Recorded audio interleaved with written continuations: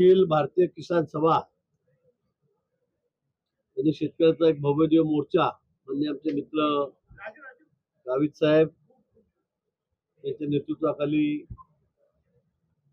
नाशिकहून मुंबईकडे ते निघालेले होते. हजारोच्या संख्येमध्ये या ठिकाणी अनेक आमच्या माता भगिनी शेतकरी बंधू सर्वजण मुंबईकडे त्यांची आगेकूच सुरू झालेली होती. हे नाशिकहून नंतर ते इगतपुरीला आलेत. काल मी इगतपुरी रात्री जाऊन 9 वाजता त्यांना भेटलो आणि त्यांना या ठिकाणी चर्चेसाठी आमंत्रित केलेलं.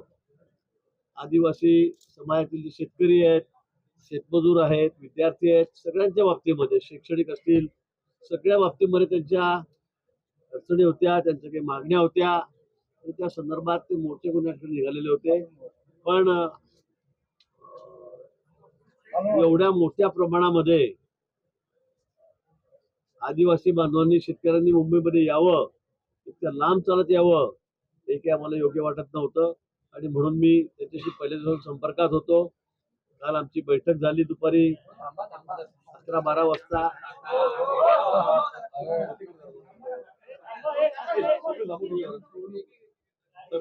असं कुठे थांबा. राज्यातले शिष्टमंडळवाले आहेत. ब्रेक होतो ना. आणि आज त्या संदर्भामध्ये मी त्यांना विनंती केली की आपण मुंबईला यावं आपलं शिष्टमंडळ घेऊन.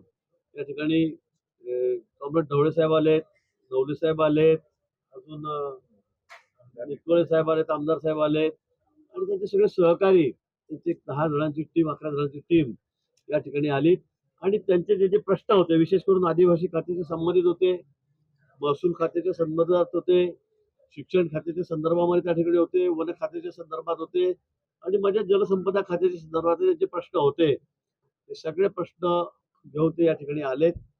आम्ही सर्व मंत्री, सर्व प्रधान सचिव, अधिकारी, नाशिक जिल्ह्यातले कमिशनर असतील, जिल्हाधिकारी असतील, पालघरचे जिल्हाधिकारी असतील, सर्व ऑनलाईन जोडले गेलेले होते आणि अतिशय चांगली चर्चा, पॉझिटिव्ह चर्चा, सकारात्मक चर्चा या बाबतीमध्ये झालेली आहे.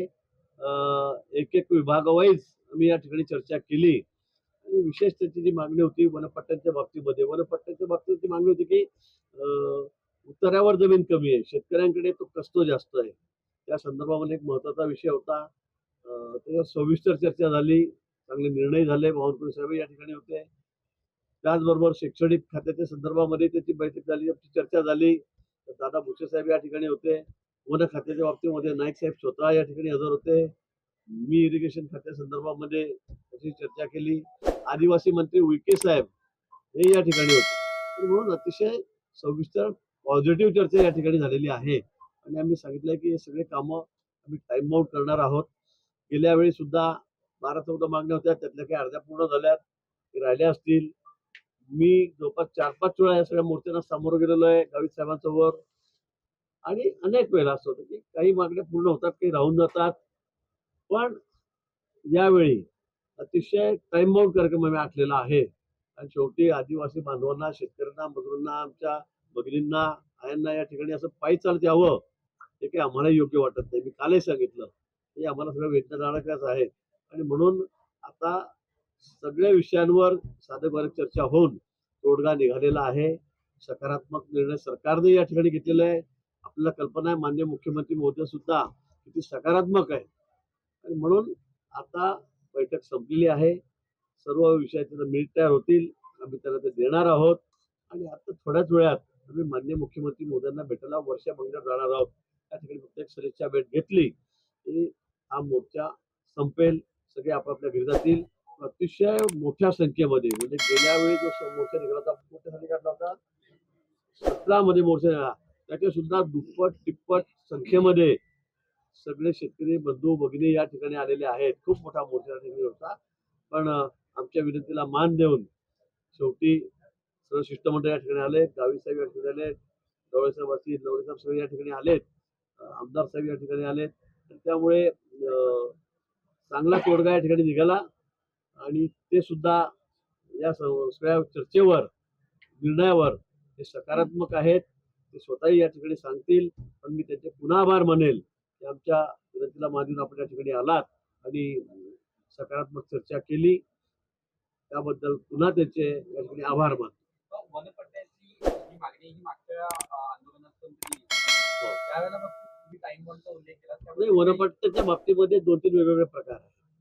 आता त्यांचं म्हणणं आहे वनपट्टे तर देण्याच्या बाबतीमध्ये मागच्या वेळेला मागणी होती, आपण दिले, जे कष्ट आहेत त्यांनाही दिले.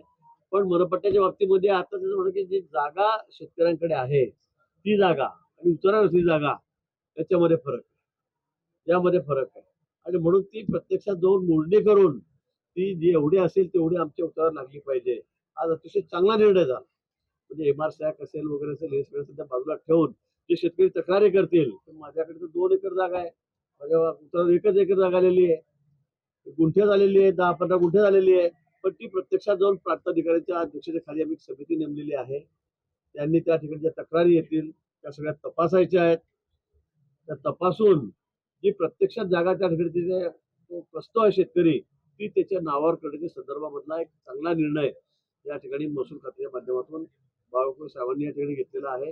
मुख्यमंत्री मोदयांनी फोनवर मी बोललो, त्यांनी त्याला मान्यता दिलेली आहे. आणि म्हणून मला वाटतं हाही प्रश्न आता निकाली निघेल आणि या सगळ्या तक्रारी निराकरणासाठी आम्ही 3 महिन्याचा टाइम बाउंड कार्यक्रम दिलेला आहे. 3 महिन्यामध्ये सगळे आता हे प्रकरण निपटारा यांचा करायचा आहे आणि सर्वांनी मान्य केलेलं आहे. आम्ही लक्ष ठेवू. मी स्वतः आता गुंडवाडीच्या नाशिकलाच असतो. मी स्वतः यामध्ये लक्ष घालणार आहे आणि या प्रश्नाचा निपटारा मी आता करणार.